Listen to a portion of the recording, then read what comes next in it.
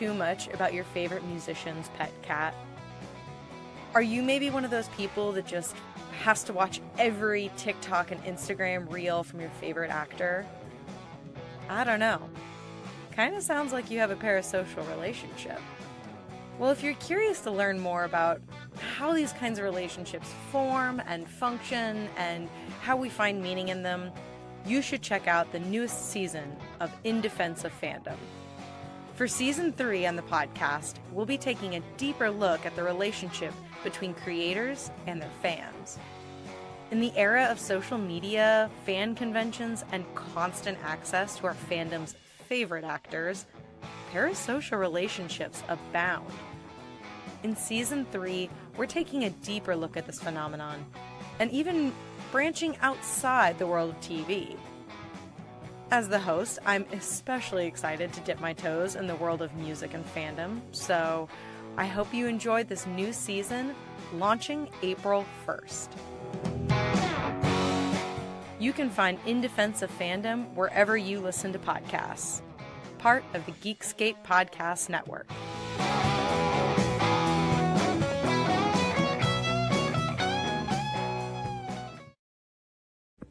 A yeast infection is a fungal infection caused by an overgrowth of yeast-like organisms, most commonly Candida albicans. A beast infection, on the other hand, is an irritant to all those poor souls unlucky enough to come across its path. It may cause delusions of grandeur, propensity to adorn poultry costumes, and overuse of explosion graphics. But there's one known cure. Me! The beard. I'm a New Jersey devil and I have nothing to say. Still the beard. Hi there, Paul London here. I will be in Los Angeles this weekend, but I'll tell you where I won't be. Burbank. Because though I am a hero of the prophecy, there is one creature who does not fear me in the least. A man who I could never conquer. And that man is...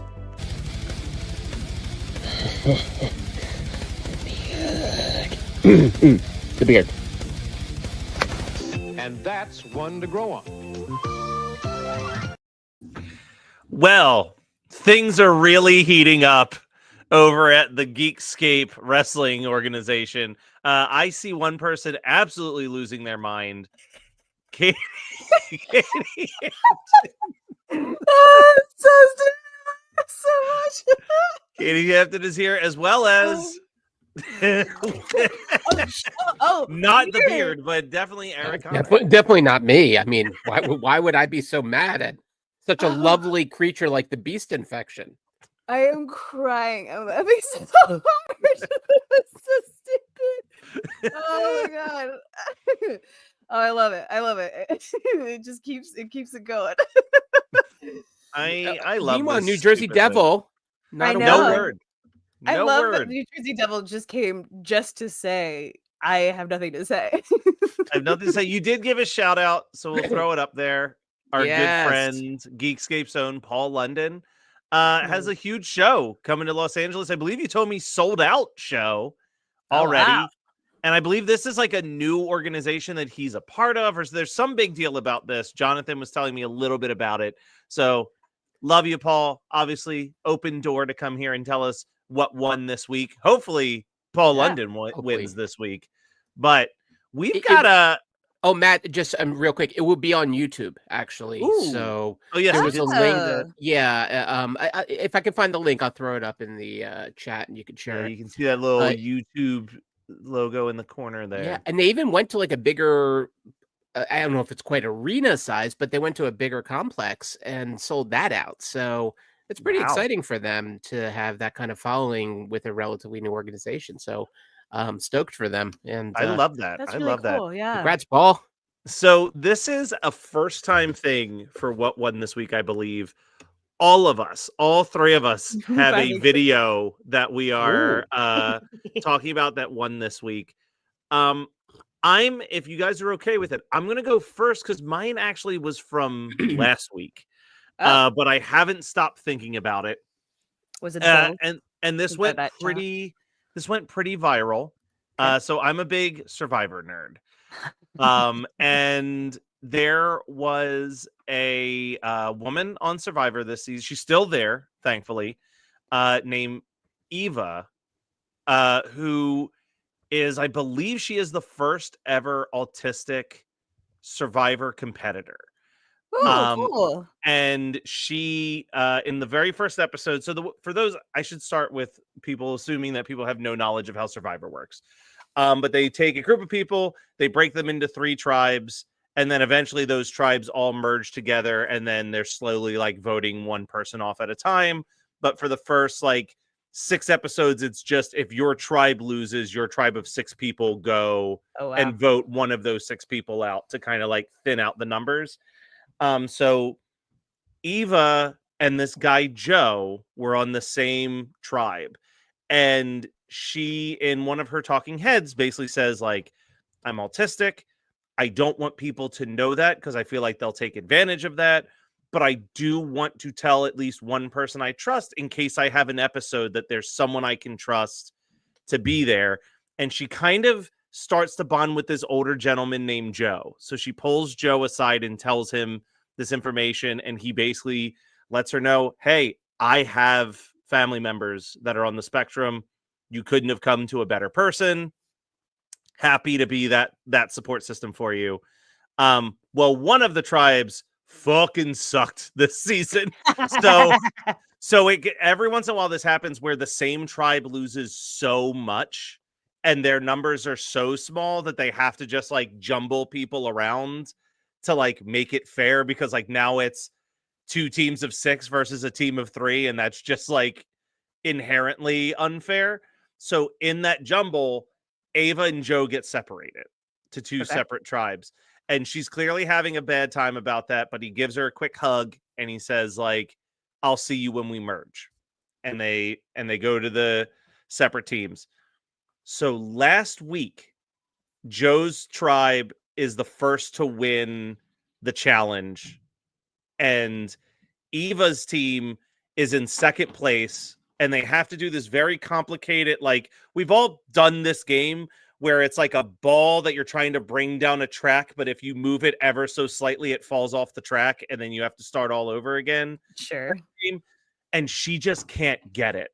And she's fumbling so bad that the team that was like way behind them is now tied with them. And now it's basically a race between if Eva or this other team will complete this puzzle, and she's starting to have a panic attack. Oh boy. Like crying and screaming.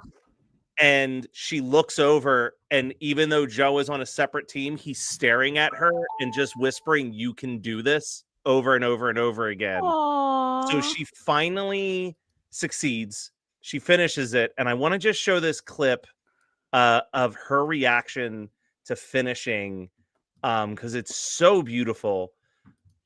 But she...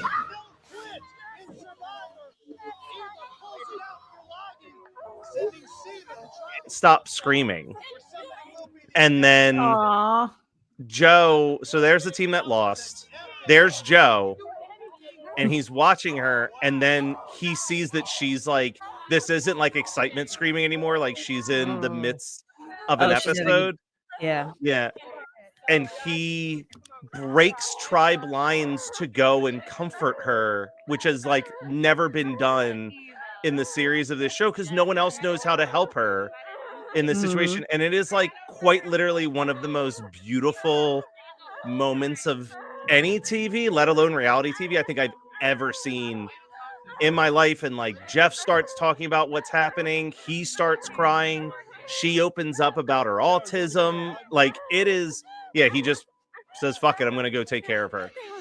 And it is like the most heartwarming, wholesome moment I've ever seen in my years of watching reality TV. Like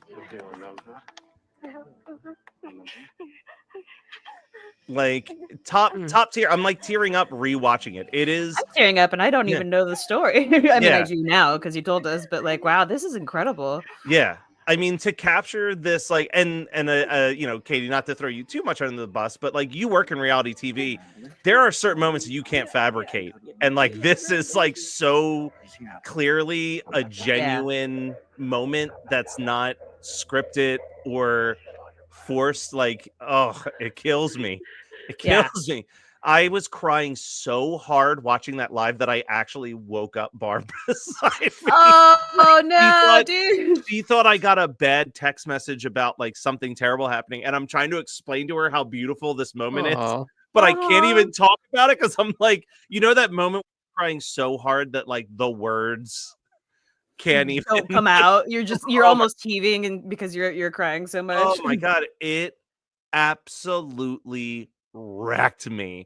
But Aw. I've seen people sharing that all over. I actually messaged the nerding out Under diversity. on our neurodiversity and said, I you guys need to cover this. You need to talk okay. about this moment because it's amazing. Like, it's such a rare moment of sincerity. And there's like a 17-minute, I pulled together like a 2-minute clip, but like the full 17-minute segment, she talks about the autism. She talks about how she was told that she would only ever her only options were to marry another person with autism, and that she was probably going to have to live with her parents her whole life, Aw. and she just refused to accept that. And like, now here she is alone on an island with a bunch of strangers doing stuff that the doctors told her she'd never be able to do. And Oh it's my just god. it's a really powerful moment, and it kind of brings to light why reality TV in all of its trashiness matters sometimes, Right. because she keeps saying, like, if there's another autistic kid that's being told the same stuff that I'm being told right now, I want them to know that you can do whatever you want to do. Yeah. And it's just oof. Like, Yeah. No, and like it's why I'm trying to pull up this audio clip from Napping Through Happy Hour this week that was just launched with Dr. Matt, who Matt brought to our podcast, and he was so perfect. And then he tells this story about helping out a kid with ADHD that I'm trying to get the clip over into here so that we can maybe share it. But it's so important when reality TV actually does capture really good humanity does yeah, moments. does something more than just Right. like a bunch of drunk 20 somethings trying to fuck each other between a wall. Which is like, okay, so the current season of Love is blind. Love is blind. the Wait, is current it season of through the Ama- wall? Well, Okay, they sorry. kissed each We'll other. talk They about the talked physics to a later. Sorry. wall. They proposed to the Geometry. wall. You know, it's all. Yes. the current season of Amazing Race was one of my favorites to work on. Really great people, really amazing humans. Yeah. And I'm a real big fan of the people who win. So I would say if nothing else, I check out The Amazing Race this season. It's a very good season, and people are getting upset currently over two cast members that I was so mad about last season just because they were so annoying. But yeah, the next season is gonna be Well, Do you let me ask a really quick question yeah. is, do you think that, given the current mood of the world Yeah. right now, that reality TV is starting to lean towards like a little bit more wholesome if they get the opportunity to, because it's like statistically that's more what people want right now? I mean, yes and no. Yeah. There are some signs that yes, and sometimes some signs that are no.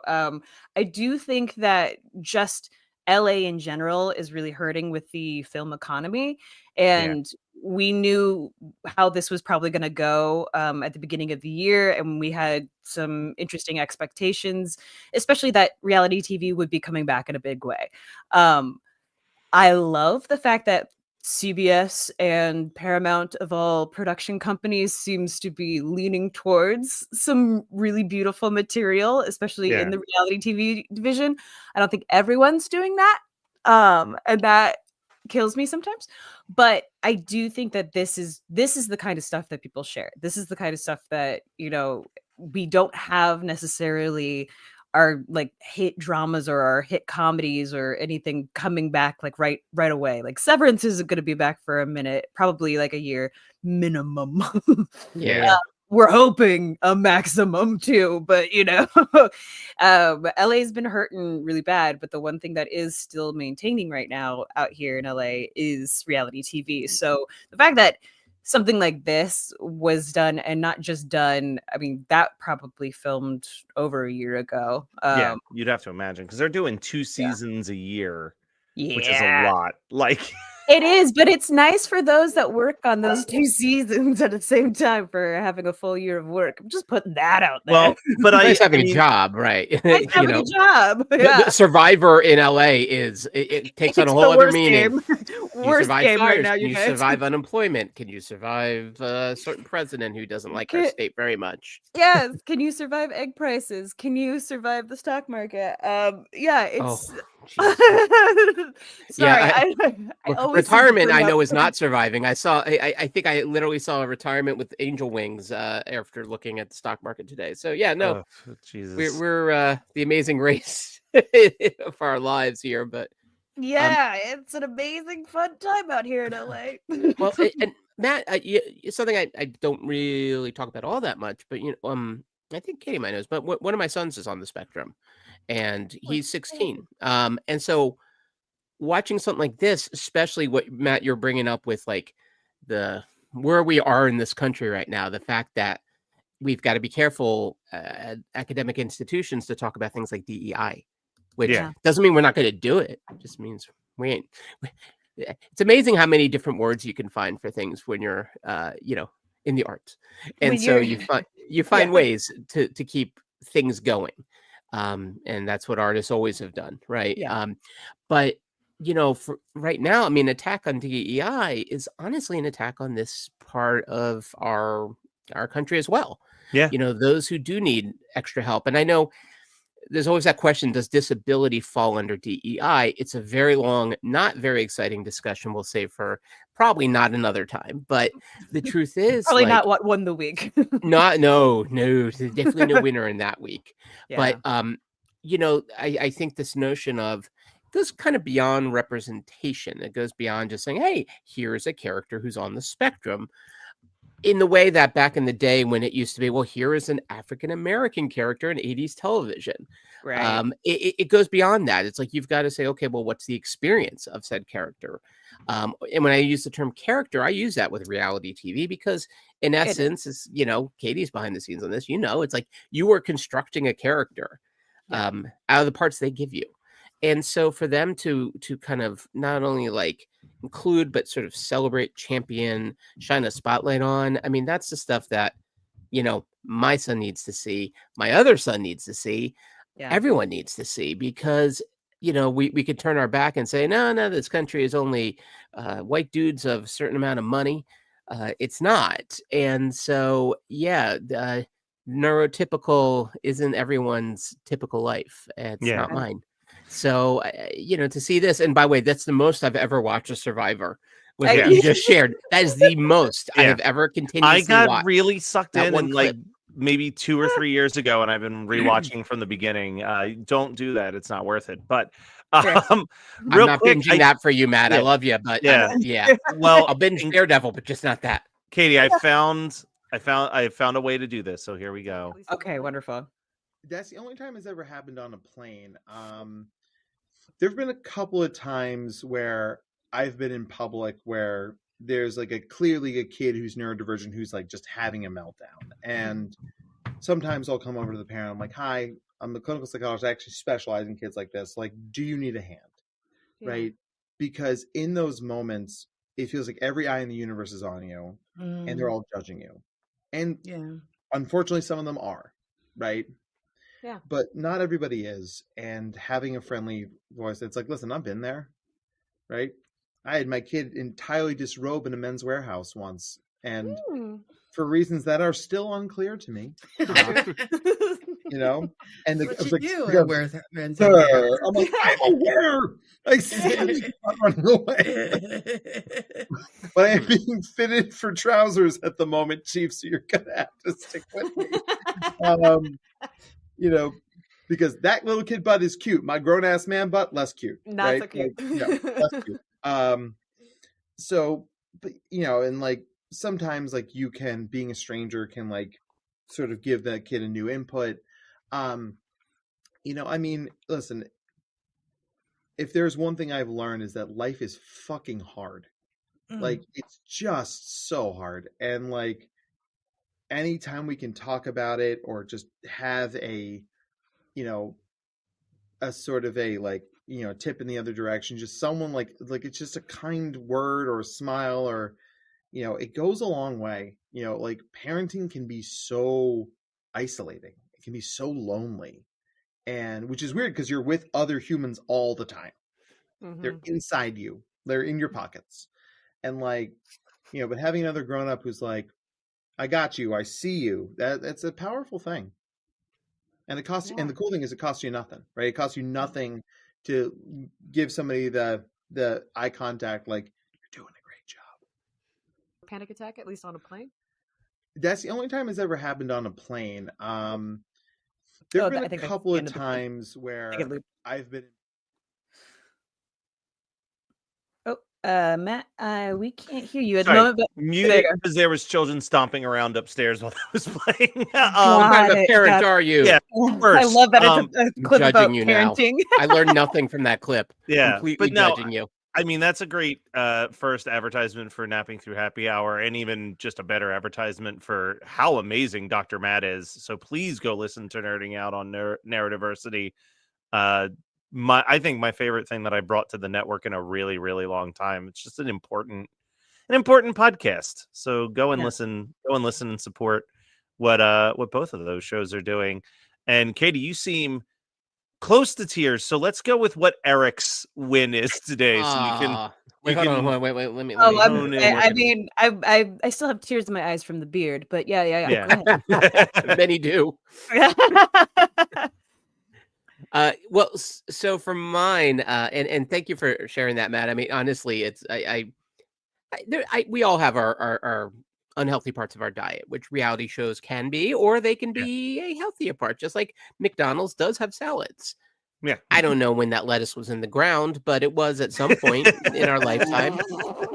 But it's lovely to see that kind of representation. It's lovely to see reality realizing like, yeah, it's more than one story, and it doesn't all need to be, with all due peace and love to all my friends who work on this show, it doesn't all have to be The Bachelor, right? It doesn't all have to be which I think now the more gentle version, they only give delicate hand jobs. No, that's the more sort of neutral, family friendly way they go about it. Well, Classy my footage is the subtitle for the show now. Delicate HJs, a love story. A love story. So for mine, image for that. It's interesting because in some ways it's like we're so pop culture heavy, and so sometimes I'm like, do I need something that ain't so pop culture-y? But yet that also is kind of like our common language, right? It's how we communicate with everybody. Sure. And that's all we know how to talk about. But CinemaCon, it was this past week, and they unleashed a whole bunch of trailers, footage, most of which we who did not go to CinemaCon don't get to see. However, Superman did share something. Matt, are you able to share that clip, or are you okay sharing that clip? I wasn't even sure. So we'll discuss while it plays. Crypto, for our radio audience. Yeah, Crypto, because there's no sound in the video with a reason. We'll see what happens here. Yeah, that could be any dog attacking any man. So maybe it's not Superman. We'll come past the. Wait. I see some others. My dogs we do have the rights for, though. So the idea that Crypto is there. Now here are my dogs. This is Fezzik. That is Iggy Pup. That is the two of them together. Oh my God. This is our old dog Sharky. We got her before we had any humans. This was Fezzik judging Sharky.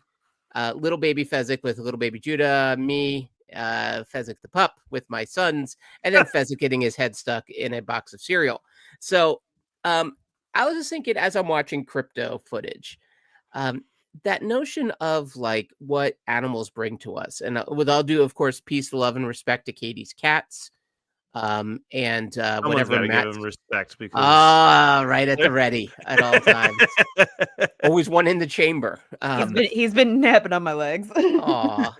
Napping through what one this week. He's been off, and as I was like watching this one.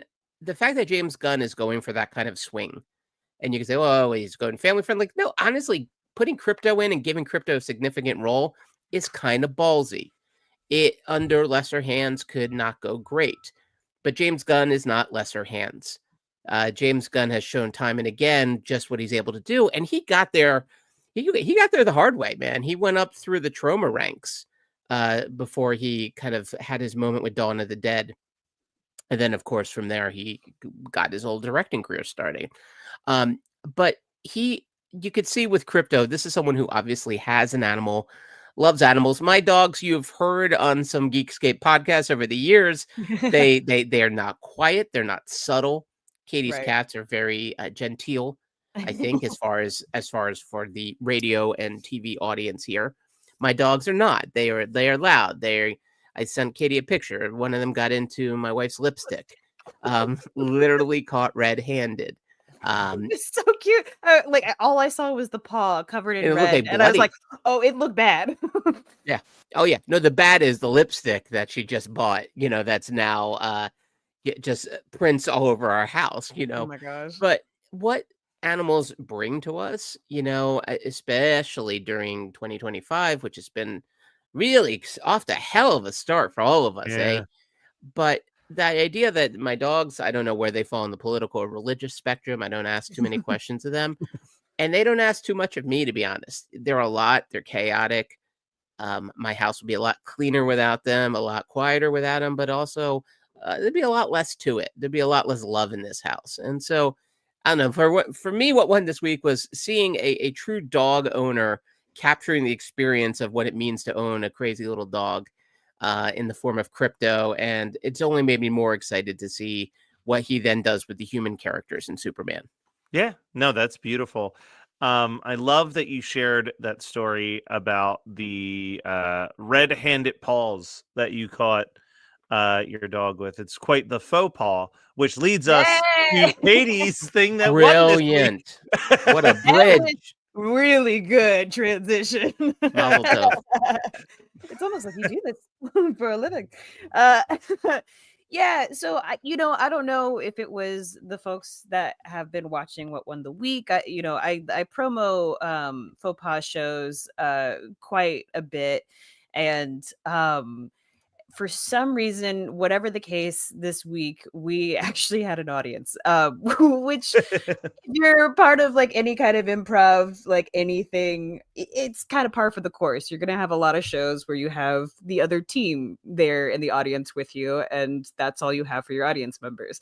I personally thought that that was just my time in my 20s and not going to be what I was getting in my 30s. But when we started, so many people just started showing up, and so I don't know if it was like people who heard me promoting it on any podcasts or shows or anything that we've been doing here, but if you are watching, you did come out to the Los Angeles Pack Theater and saw faux pas. It went really well. We right before the show, we realized we only had 4 of our players. We usually have 9, and we were working on a different format for this. This was actually just one of those things that we could only have 2 people in a scene at a time, and we had to play the same character the entire run of the show. And the only suggestion we got was a location, which was driver's ed school, and it went gangbusters, more than I ever would have thought, in that like we tied loose ends up, we had themes going the whole time, and like we had a really lovely supportive audience.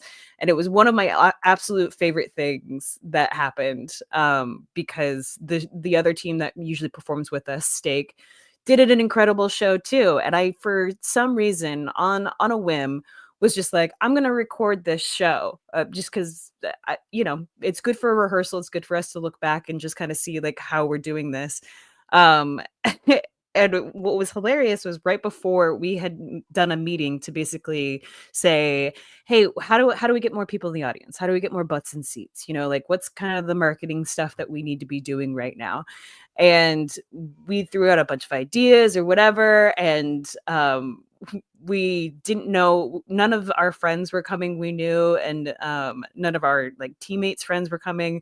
So we were all like, well, you know what? Have a fun public rehearsal, which is what we were starting to call it. We were like, yeah, fun public rehearsal, have fun.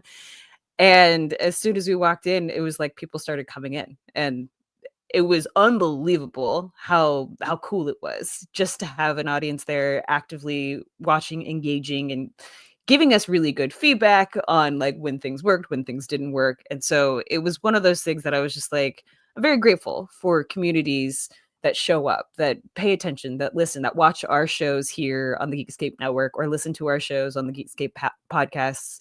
I mean, we do so many random things. And unfortunately, I was going to bring one of the improvisers from this theater here today, but his name's Woody. He was on Christian Cringe. So if anybody hasn't listened to our coverage on The Cross and the Switchblade, I Which highly is a hell of an episode of that podcast. that was such a wild podcast. He was supposed to be on today, but unfortunately he broke his foot. So he's looking to come next week and talk about some stuff. And Eric, I may have a pitch for you because I think we might be I might be tapping Woody soon for Geekscape's first sports podcast. Yeah, I think it would be smart.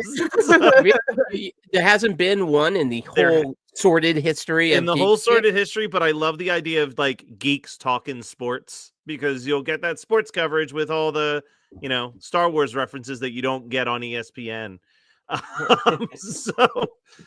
But yeah, like he's my guys that can reach off at camera and get either Star Wars or Mets bobbleheads. Yeah, I'm here for that. Yeah. I thought you would be. I know London would want to be a part of it whenever it's basketball season. We've got like those very specific genre sports fans across the network. So we even had some on Internet Supreme Court this week as well. We talked a lot about Lakers guy, and the Lakers lost to the Chicago Bulls. I was like, oh, we literally had this on last week on What Won the Week. And I was like, oh, okay. So, and he did become a meme. I didn't realize the Lakers guy from last week that you were talking about, Eric, he literally became a meme. Oh, yeah. Yeah. The second they cut to him, you're like, yep, there it is. But Eric, here's the thing we learned on Internet Supreme Court. I think what will eventually overshadow Lakers guy is the audio of the sports announcer as the 3-pointer happens, who tries to go for a Sanford and Son reference but forgets the word home. So he just yells, "Elizabeth, I'm coming, baby." The best. And it was played about 3 to 5 times a minute. Yeah. Oh yeah. No, I think we played that clip at least 100 times last night.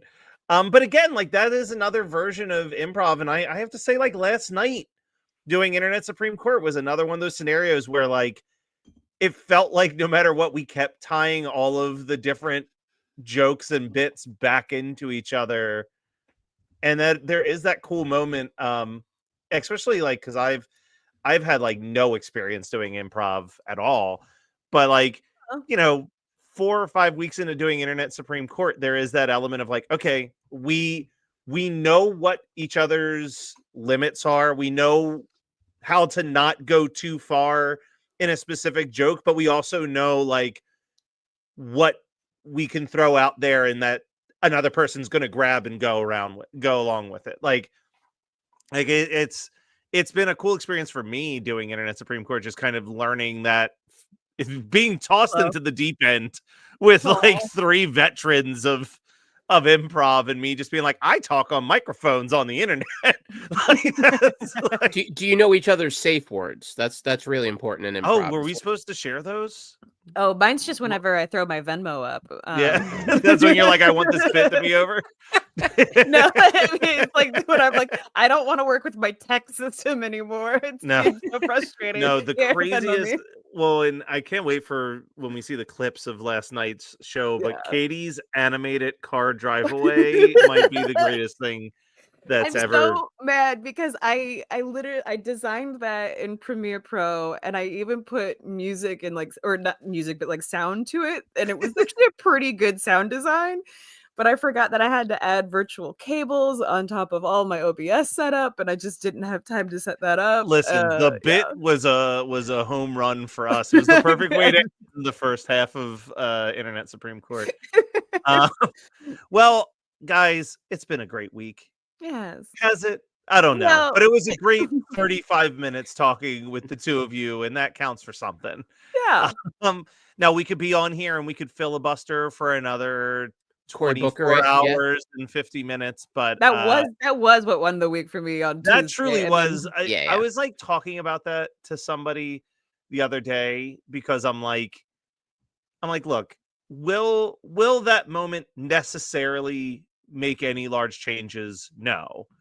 But was it the like mutual screaming into the void that all of us have desperately just needed to see released, and it felt really like cathartic to all be witnessing it together for a day? Like 1,000%. And for, you know what the other big win was? I forgot to mention this. That filibuster, the biggest win was that it kept us from being fooled into April Fool's nonsense because no one was paying attention to anything else on the internet that day. Legit, I think I fell for like one thing briefly, and then I was like, "Oh right, today's April Fool's Day." Katie, one of the few April Fool's things I noticed was the one y'all did for Wolfpack or for the pack. Yeah, it was hysterical. It was like they misspelled it. Our new logo is, and it was like both words misspelled. It was and like they switched the C and the K for the pack, and they're like, it's going to be pronounced the same way, but this is our new logo, just so we can make our Google search engine a little bit easier. And I fell for that. For like, that was the one thing that I fell for. I was like, no. And then I was like, oh, duh, stupid. There was one of my favorite people on TikTok is Cinema Joe. He's like my go-to movie critic. Yeah. And he had a whole segment yesterday that was like, there were a lot of movie announcements, and we're going to go through which ones were April Fool's jokes and which ones just felt like April Fool's Day. That's a really good segment. Well, because like the first one was, I thought for sure it was fake, was that Netflix is producing a sequel to Once Upon a Time in Hollywood. That David Fincher's directing. That David Fincher's going to direct, and that's apparently very real.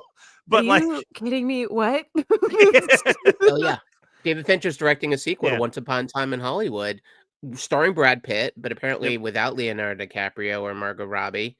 And it's real. Apparently, I mean, it's until we're told otherwise. Fincher's got the deal with Netflix, and Tarantino wrote it, but he's not going to direct it. So who knows what the heck it's going to be. But yes, that's from everything I've seen, it's real. And yet I agree. It felt April Fool's-ish.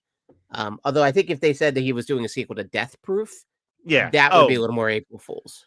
Also, like, same vein was the Beatles casting announcement that I thought for sure was like an April Fool's thing, and then it's like, oh no, this is actually who they've cast in an April Fool's or in a Beatles biopic. It was a very, very weird April Fool's this year. But anyway, that is all to say. We'll be back next week, sharing more things that won throughout the week. But we love all of you who tune in, both video and audio. We do have an audio feed. If you ever miss and you don't want to pull up the old live stream, you can listen to the audio, although it's a visual podcast. It doesn't really translate as beautifully in those situations. We might love you video people a little more. Just a little more. Bit. Just a little. Tiny bit. A wee bit. But, like audio people, subscribe. It's still a good, healthy relationship. I'd still hook up with you, but yeah, I just might not kiss you on the lips. I'm sorry, well, guys. Just on the QR codes. On the off chance that people tuned in late, I think the only way to end is like this. A yeast infection is a fungal infection caused by an overgrowth of yeast-like organisms, most commonly Candida albicans. A beast infection, on the other hand, is an irritant to all those poor souls unlucky enough to come across its path. It may cause delusions of grandeur, propensity to adorn poultry costumes, and overuse of explosion graphics. But there's one known cure. Me. The beard. I'm a New Jersey devil and I have nothing to say. Still the beard. Hi there, Paul London here. I will be in Los Angeles this weekend, but I'll tell you where I won't be. Burbank. Because though I am a hero of the prophecy, there is one creature who does not fear me in the least. A man who I could never conquer. And that man is...